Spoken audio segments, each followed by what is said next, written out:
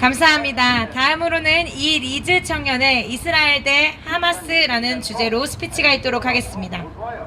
검찰 조사까지 마쳤으며 조사 당시 참고가 있느냐고 물어봐 2015년 하이트진로가 고소한 사건에 명예훼손. 안녕하세요. 하나님의 나라가 온 땅 위에 임하길 소망하는 청년 이리즈입니다.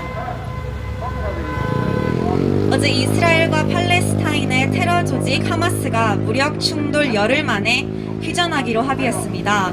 지난 10일 하마스가 이스라엘에 있는 학교들과 주택들을 향해 로켓을 쏘며 선제 공격을 했음에도 불구하고 왜 대부분의 미국 언론과 한국 언론이 이스라엘을 비난하고 있는지 정말 이해가 안 됩니다.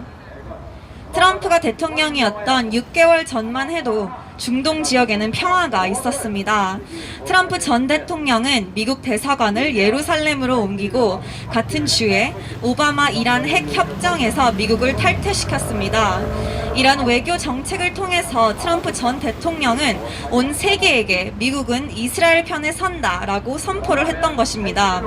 이 두 정책을 통해 아브라함 어코드가 성사되었습니다. 이스라엘과 바레인, 아랍에미레이트 연합 간의 외교 관계를 위한 이 평화 협정은 백악관에서 이루어졌었는데 당시 바레인과 아랍에미레이트 연합의 대사들과 외교관들이 이렇게 말했다고 합니다. 우리는 미국과 친구가 되길 원합니다. 그러니 이제 이스라엘과도 친구가 되겠습니다. 이렇게 중동 지역에 평화가 드디어 왔었습니다.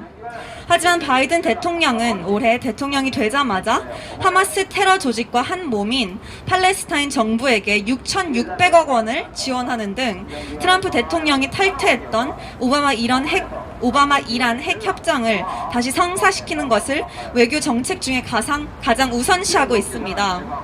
이러한 행동은 더 이상 미국은 이스라엘의 친구가 아니라는 의미를 담고 있고 그 메시지가 온 세계에게 전달되었습니다. 이러한 바이든의 대통령의 외교 정책 때문에 중동 지역의 평화가 깨지고 이번 주 몇천 개의 로켓이 발사되고 몇백 명의 무고한 목숨을 잃게 되는 이 사태가 일어났다고 저는 생각합니다. 바이든 대통령이 며칠 전 이스라엘 총리 네타냐후에게 전화를 걸었다고 합니다.